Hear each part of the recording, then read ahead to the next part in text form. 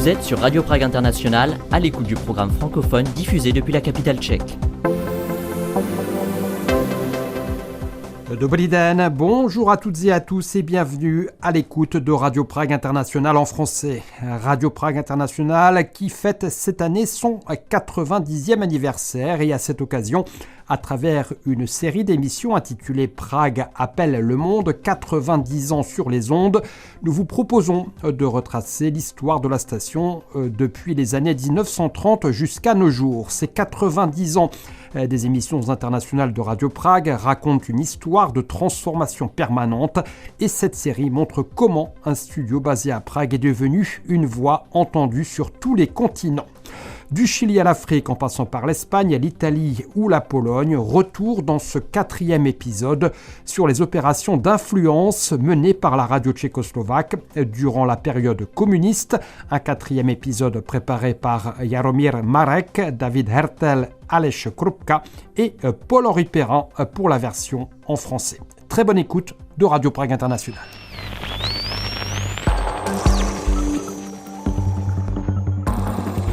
This is Radio Prague, Czechoslovakia. Drazí krajany, milí transoceánské spojení na Attention. Radio Prague International. 90 ans sur les ondes.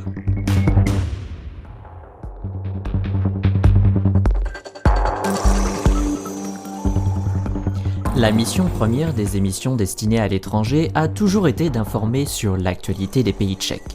Mais entre 1948 et 1989, Radio Prague s'est également vu confier une autre mission, diffuser les idées du communisme. Tantôt de manière discrète et implicite, tantôt de façon ouverte et assumée. Tantôt, elle se contente de rendre compte des succès de la construction du socialisme et de la vie apparemment ordinaire en Tchécoslovaquie, tantôt elle cherche directement à influencer l'opinion publique dans des pays cibles. Et force est de constater que Radio Prague remplit ce rôle avec beaucoup de dextérité et une grande capacité d'adaptation.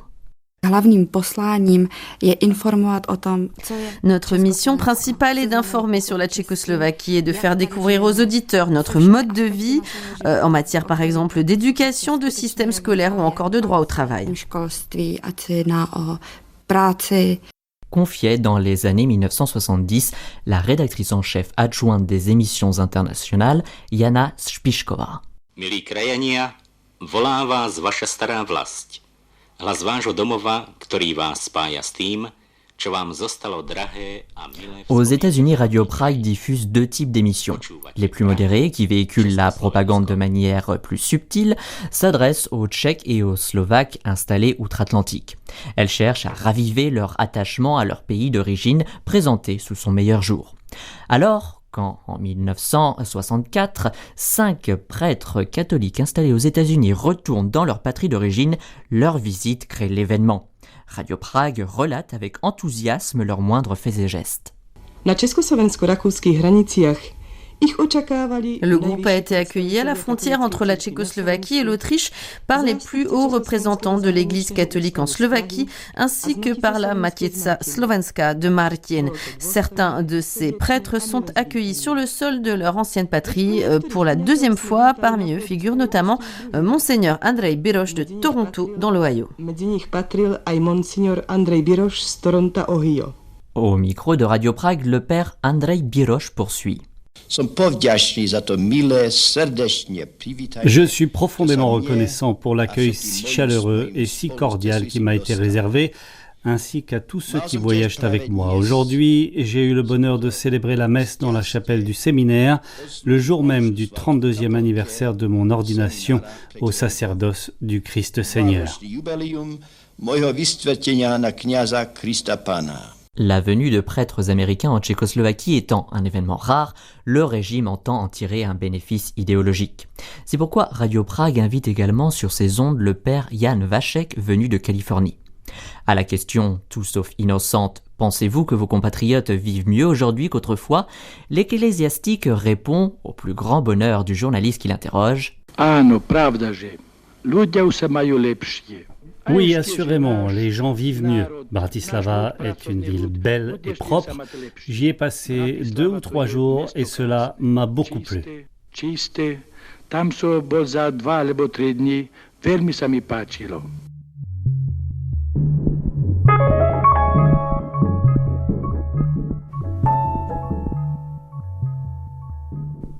Au grand public américain, Radio Prague s'adresse autrement. Pour celui-ci, elle recourt à une propagande directe, comme l'illustre l'exploitation des négociations de Genève de 1958 sur l'arrêt des essais nucléaires. L'Union soviétique accuse alors les États-Unis et le Royaume-Uni de faire échouer les efforts en faveur de la paix. Vous vous demandez pourquoi les 3 puissances atomiques réunies à Genève ne sont toujours pas parvenues à un accord sur l'interdiction des essais nucléaires. Les auditeurs de Radio Prague peuvent aisément trouver la réponse chez eux, dans les pages de leurs journaux consacrés aux informations financières internationales. Comme vous le savez, les essais d'armes nucléaires constituent un secteur très lucratif. Or, les actionnaires américains tirent d'énormes dividendes d'une industrie dont les sous-produits ne sont rien d'autre que des retombées radioactives.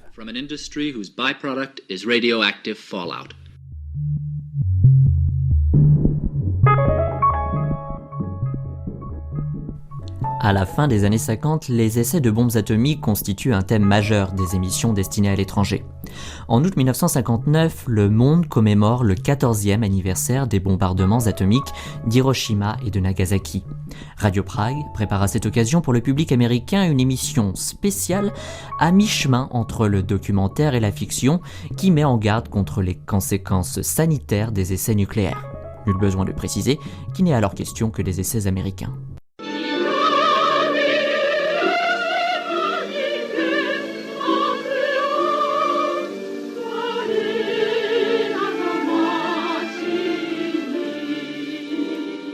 Today is Thursday, August 6th.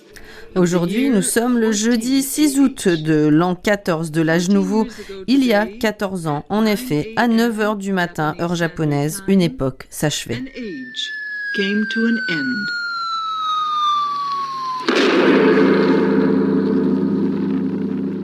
On this anniversary, à l'occasion de cet anniversaire, Radio Prague vous présente une émission spéciale intitulée « L'impératif de l'avenir ».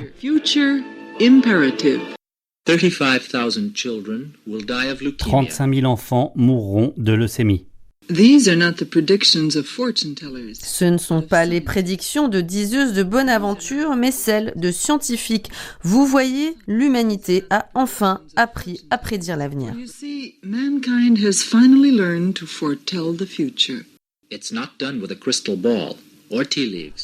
Elle ne le fait ni à l'aide d'une boule de cristal, ni de feuilles de thé, ni d'horoscope. Elle le fait au moyen d'un compteur Geiger.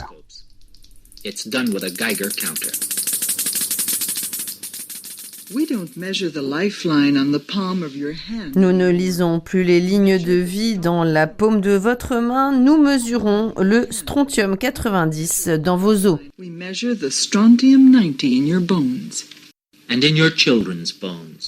Et dans les os de vos enfants et de vos petits-enfants.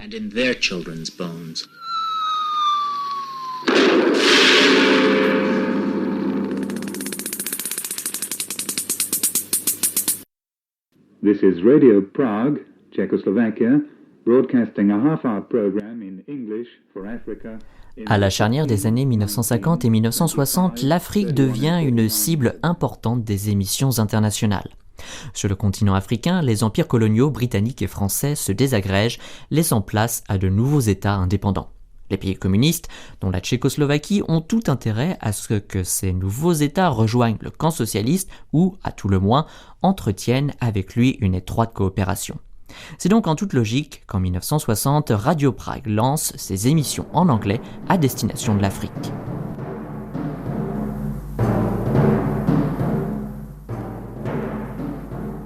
Dear friends in Africa, pour la première fois dans l'histoire de la radiodiffusion tchécoslovaque, Radio Prague s'adresse aux amis anglophones d'Afrique. À partir d'aujourd'hui, nous vous parlerons chaque jour Nous vous proposerons des informations sur la vie dans notre pays ainsi que sur les grands sujets de l'actualité internationale. Nous diffuserons des entretiens avec des Africains en visite en Tchécoslovaquie, des programmes musicaux, des réponses à vos questions et bien d'autres choses encore qui, nous l'espérons, retiendront votre intérêt. And a number of other things which we hope will interest you.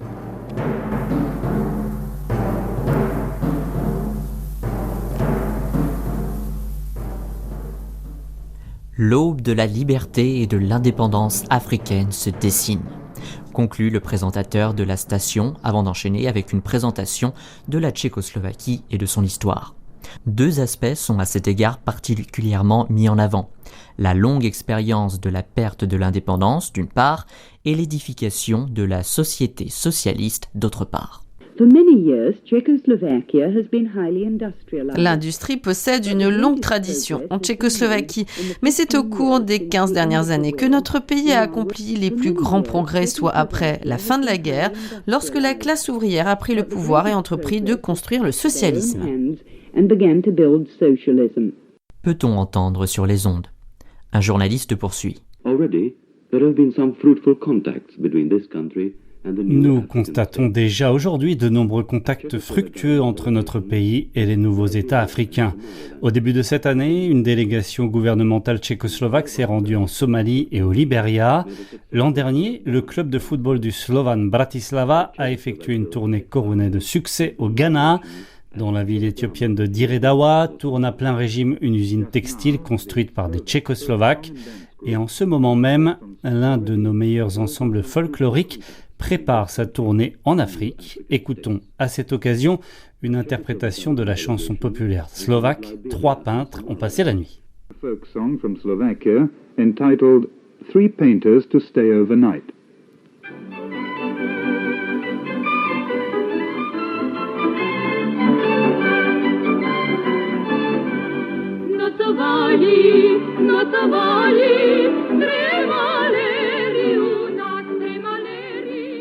En 1965, Radio Prague va encore plus loin et lance des émissions en swahili, principale langue véhiculaire de l'Afrique de l'Est.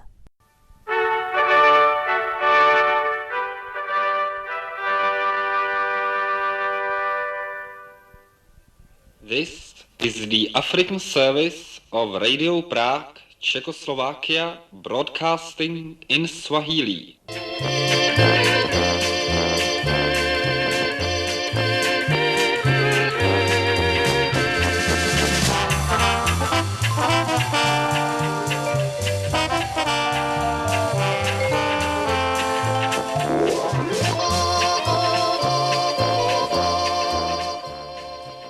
Hii ni idhaa ya Kiafrika ya Radio Prague, Czechoslovakia.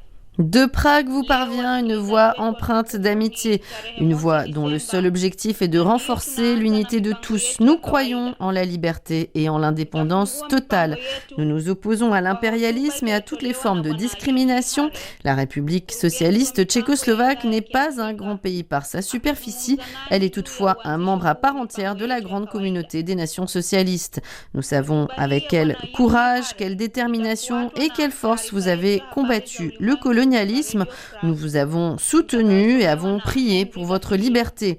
Aujourd'hui, nous sommes prêts à aider les jeunes pays africains en voie de développement. Nous souhaitons partager avec vous nos idées et vous faire découvrir la vie dans notre pays. Faites-nous savoir ce qui vous intéresse. Longue vie aux émissions radiophoniques en Swahili. Que la voix de Prague continue de résonner. Outre l'anglais et le swahili, Radio Prague diffuse également vers l'Afrique des émissions en français. Ancienne rédactrice de la rédaction francophone, Alena Gebertová se remémore les programmes préparés alors pour le continent africain. Tous les documents étaient préparés par la rédaction centrale. À nous de les reprendre. Les bulletins d'information nous étaient alors imposés. Nous relayions par exemple les déplacements du premier secrétaire et des différents ministres. Qu'est-ce qui pouvait intéresser les auditeurs africains dans ce type d'information ? Je pense qu'ils aimaient correspondre avec des gens éloignés, à l'image des enfants qui aiment s'écrire entre eux. Peut-être leur plaisait-il aussi que notre pays soit communiste ou socialiste. Dans de nombreux pays africains, ce facteur jouait également un rôle.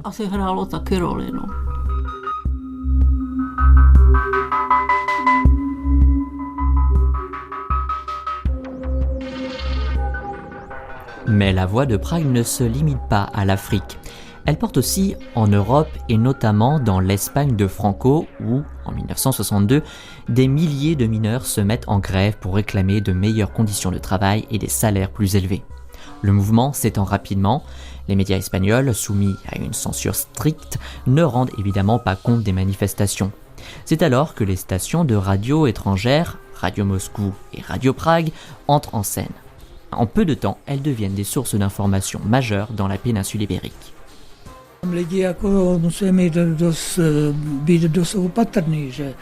Les gens devaient être très prudents lorsqu'ils écoutaient Radio Prague en espagnol. Ce n'était pas quelque chose que l'on pouvait faire publiquement. Si quelqu'un était pris sur le fait, il pouvait être sûr d'avoir des problèmes. Les autorités présentaient en effet nos émissions comme de la propagande et affirmaient que nous incitions à la subversion contre le régime. Explique Antonio Casado qui a travaillé à partir de la fin des années 60 à la rédaction espagnole.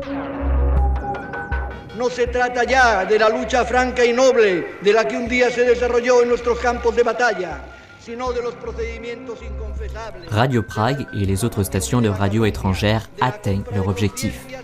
Dans un discours de mai 1962, le général Franco s'emporte contre l'Union soviétique et ses satellites qui, selon lui, dépenseraient des centaines de millions de pesetas dans leur propagande radiophonique. Radio Prague est explicitement visée.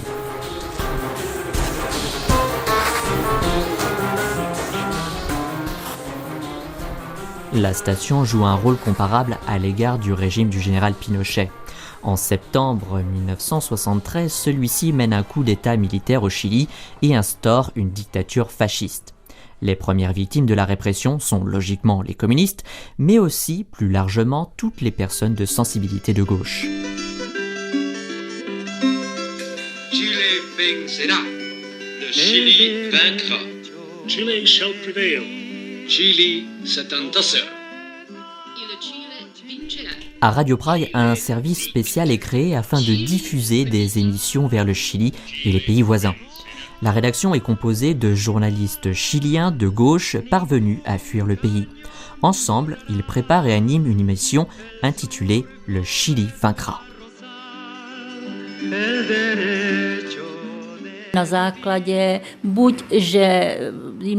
Ils travaillaient à partir des informations qu'ils recevaient soit de Radio Moscou, soit par l'intermédiaire d'une agence de presse. À l'époque, c'était l'agence de presse cubaine Prensa Latina qui disposait de nombreuses informations sur toute l'Amérique latine et les transmettait ici par téléscripteurs. L'agence de presse tchécoslovaque Četeka pouvait également apporter son aide. C'est ainsi qu'ils obtenaient leurs informations. Ensuite, en s'appuyant sur ces sources et bien sûr sur leur propre connaissance de la situation en Amérique latine, ils préparaient chaque jour une émission consacrée au Chili et plus largement à l'Amérique latine. Raconte l'ancienne journaliste de la rédaction espagnole Ivana Vanderkoa. Les témoignages personnels de Chiliens ayant subi les persécutions et la torture, la solidarité internationale ainsi que la solidarité de la Tchécoslovaquie avec le peuple chilien en lutte sont au cœur de ces émissions qui constituent souvent la seule source d'informations véridiques non seulement au Chili mais aussi dans de nombreux autres pays d'Amérique latine. Clamait un hebdomadaire cinématographique tchécoslovaque dans les années 70. Les émissions à destination du Chili constituent une priorité majeure pour le régime communiste. En 1976, le journaliste chilien et collaborateur de Radio Prague reçoit même le prix de la radio tchécoslovaque. Le prix de la radio tchécoslovaque a été décerné au journaliste chilien et rédacteur des émissions à destination de l'étranger, Rolando Carrasco. Cette distinction lui a été attribuée pour son remarquable feuilleton, Le témoignage d'un prisonnier chilien dans lequel il a fait découvrir à nos auditeurs, ainsi qu'à ceux de l'étranger, la brutalité du régime fasciste actuellement au pouvoir dans son pays, à travers son expérience personnelle. Ému, Rolando Carrasco réagit au micro de la radio à l'obtention du prix. J'apprécie profondément cette distinction qui représente pour moi un très grand honneur. Je la considère comme une généreuse reconnaissance du travail accompli. Je la perçois comme une reconnaissance politique qui identifie les émissions internationales et humanistes de Radio Prague au combat du peuple chilien durant cette période tragique de son histoire. Notre marche vers le socialisme a été brutalement et violemment interrompue par le coup d'État fasciste, mais la lutte continue malgré des conditions extrêmement difficiles. Pour la majorité des Chiliens, ce prix est un encouragement à poursuivre notre combat commun et la promesse d'une victoire certaine.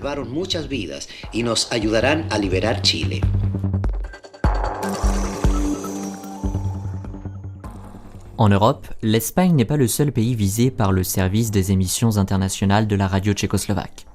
Dès le début des années 50, la station accroît ses programmes à destination de l'Italie et de la France, où les partis communistes occupent alors une place importante.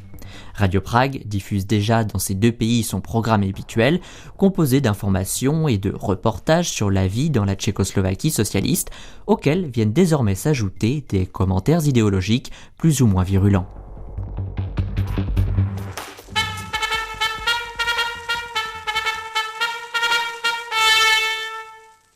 En 1950, une seconde rédaction italienne est même créée, directement contrôlée par le Parti communiste italien. Son programme, baptisé Oggi in Italia, en français aujourd'hui en Italie, prétend être diffusé depuis l'Italie. Il critique ouvertement le gouvernement chrétien-démocrate et fait la propagande des idées communistes. Au milieu des années 50, une émission fonctionnant sur le même principe est lancée à destination de la France sous le contrôle du Parti communiste français.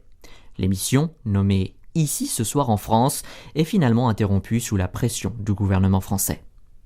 La rédaction italienne dite Rome 2 poursuit, elle, ses activités jusqu'au début des années 70. Pour des raisons de confidentialité, ses rédacteurs ne travaillent pas dans les locaux principaux de la radio tchécoslovaque, comme l'explique le chercheur Ulriko Bovo. Il s'agissait pour la plupart de partisans qui avaient trouvé refuge en Tchécoslovaquie après la Seconde Guerre mondiale.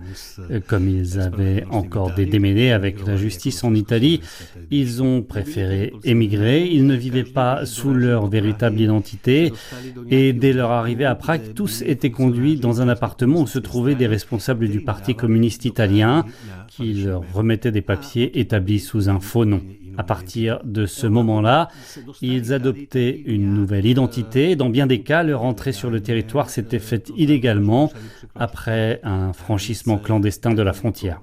Comme il existait un risque que les autorités italiennes les retrouvent et demandent leur retour en Italie, où la plupart auraient été emprisonnés, leur anonymat devait donc être préservé.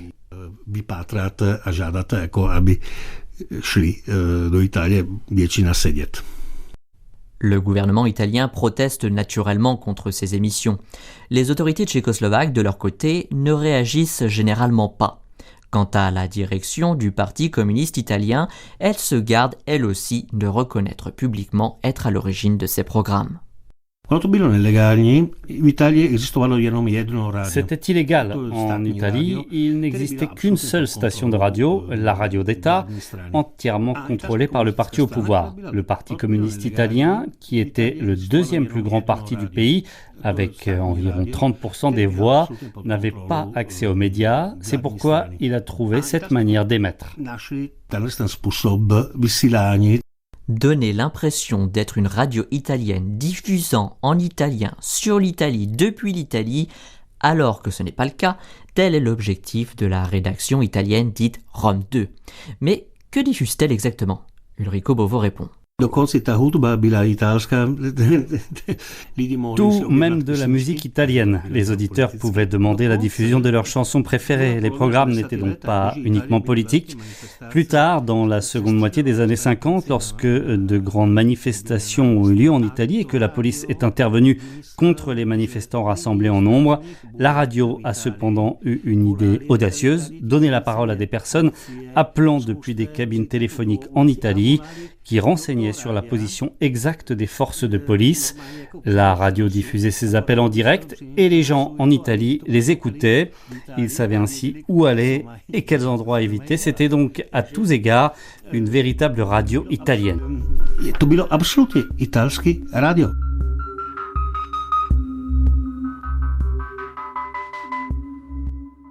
La fin des émissions italiennes de Rome 2 coïncide avec la période dite de la normalisation, le Parti communiste italien ayant condamné l'invasion de la Tchécoslovaquie en 1968 par les troupes du pacte de Varsovie. Les journalistes italiens sont indirectement impliqués dans les événements d'août. En effet, lorsque les soldats soviétiques ferment les studios de la radio tchécoslovaque, les rédacteurs italiens n'hésitent pas à mettre leurs propres installations de diffusion à la disposition de leurs collègues tchécoslovaques. Pour ces raisons, ils sont désormais contraints de quitter le territoire.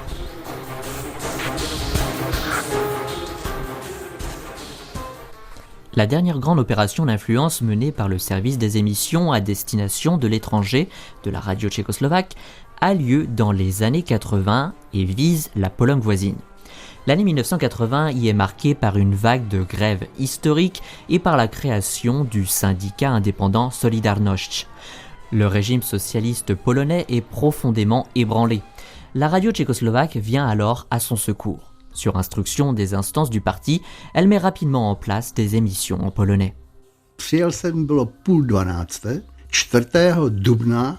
Je suis arrivé à Prague à 11h30 le 4 avril 1981. C'était un dimanche. Le directeur de la radio d'Ostrava nous y avait envoyé. Nous étions 4. Il nous avait même prêté sa Tatra 603 pour l'occasion. Nous pensions partir pour une quinzaine de jours seulement. À la demande du gouvernement polonais, notre gouvernement avait donné pour mission de créer un service d'émission en polonais. Il y avait ici suffisamment de personnel, mais personne n'avait la moindre expérience du travail radiophonique. Alors j'ai demandé « Et quand comptez-vous commencer ?» Il m'a répondu « Demain, le 5 avril. »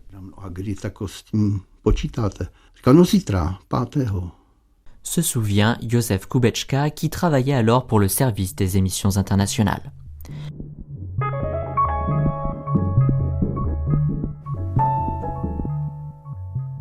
La situation est inédite. Depuis près de 20 ans, Radio Prague ne diffuse plus vers les pays dits socialistes. Comment dès lors s'adresser aux auditeurs polonais ? Informer sur la vie en République socialiste tchécoslovaque et dans les pays socialistes et montrer les réussites du socialisme réel. C'est ainsi que Jana Spišková, rédactrice en chef adjointe de l'époque, définit les objectifs des émissions.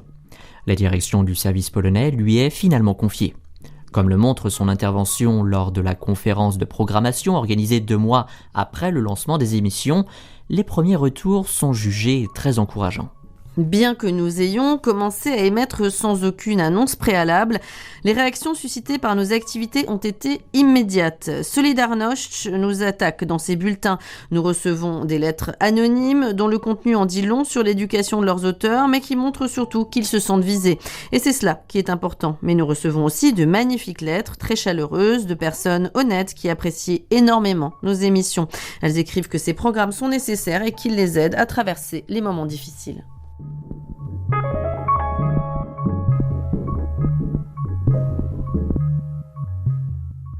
My jsme začínali 5. dubna 81.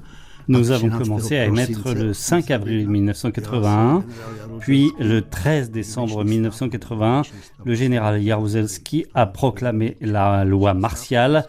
Cependant, dans un tel contexte, nous n'avons jamais fait de propagande directe.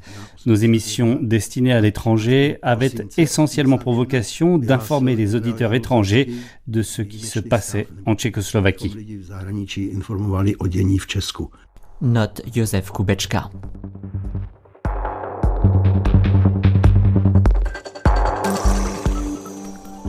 Les émissions en polonais prennent fin le 31 décembre 1986.